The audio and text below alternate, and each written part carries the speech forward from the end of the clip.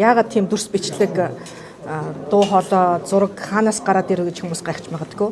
Яагаад гэвэл дандаа нөгөө худлаа гүжирддэг учраас альва асуудлыг болохгүй бүтэхгүй байгааг нь хэлэхлээр энэ улс төржүүлж энэ ер нь өөрөө нүүрсчин энэ өөрөө эсэргүүцэж байгаа гэж залуу гишүүдийг ер нь нийгэм рүү хайж өгж байгаатай бид нар ер нь өөрсдөө одоо баримтжуулаад эсэргүүцэх ёстой байна гэдэг үднээс яг авталтан сууж исэн хүмүүс бол зургийг авсан байлээ. Өөрсдөө ч гэсэн постлсан байсан тий.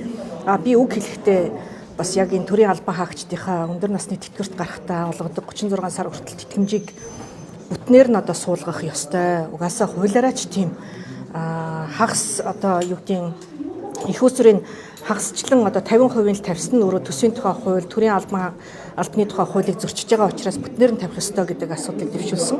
За танхимд байсан 100 хүнээс бол 53 нь энэ асуудлыг одоо төсвийн байнгын хороо дэмжээгүйг дэмжиж одоо Коноподод орсон. Ганхуйг одоо бас яг ногоон лаазаа өргөл явж исэн. За сайд нар ч гэсэн яг л тэр командаар нь л явсан.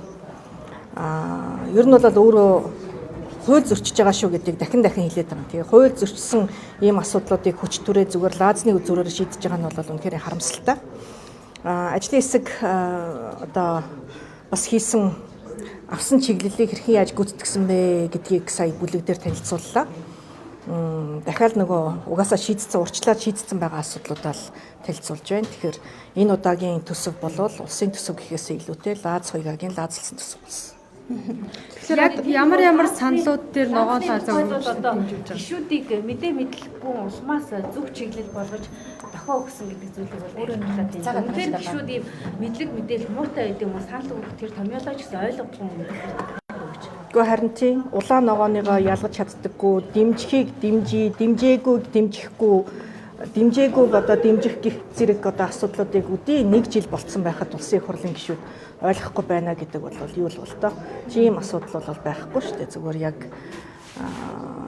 яг эсрэг талдаа арчилсан намдаа тэгэл лаазаар дохио өгч илээ. Арчилсан намын хүмүүс энэ түүний лаазны дагуу дээр лааз өргөсөн юм уу? Эсвэл тухайлан зарим заалт дээр улааныг өргөөл тэр зарим гишүүдийн саналууд нь бос одоо бидний хэлдгээр босох буюу төсвийн байнгын хорон дээр дэмжигдээгүй саналыг дэмжээгүйгээр одоо босч ирж байгаа тийм. Ер нь дэмжээгүйг дэмжихгүй гэдэг энэ томьёол угаасаа л байдаг.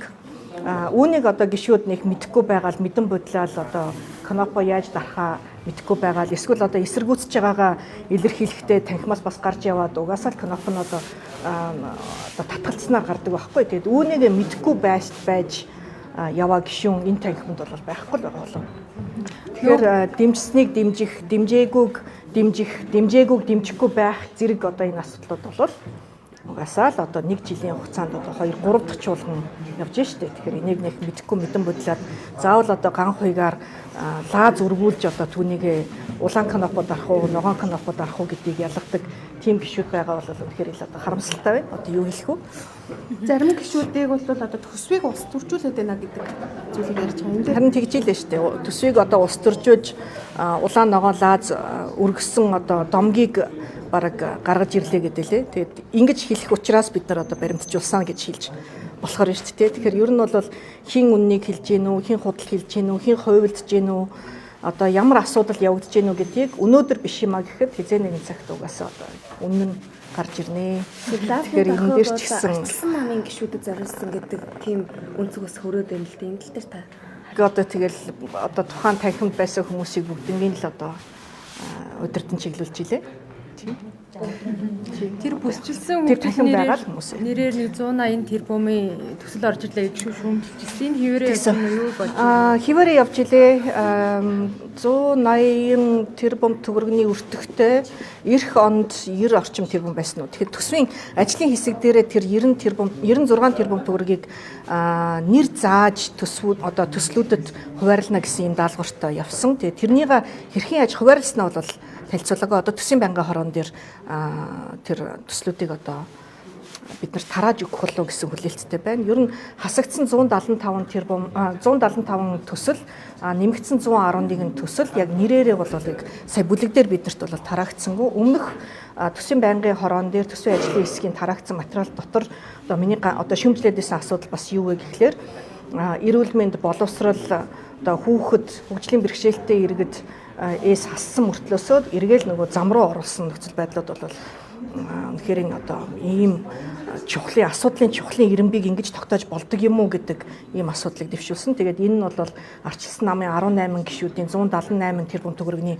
асуудал ингээ ажлын хэсэг дээр одоо дэмжигдээд ороод ирлээ. Энийг яаж чадсангүй гэж одоо танилцуулсан. Тэгээ сая бүлэг дээр бол дахиад ажлын хэсэг дээр энийг ярьлаа. Дахиад яаж чадсангүй 178 тэрбум төгрөгийн одоо төслүүд хിവэрэ үлдлээ гэж хэлж байна. Тэгээ одоо төсвийн байнгын хорон дээр эцсийн байдлаар энэ ажлын хэсгийн одоо зохицуултуудыг бол дэлгэрэнгүй харнаа.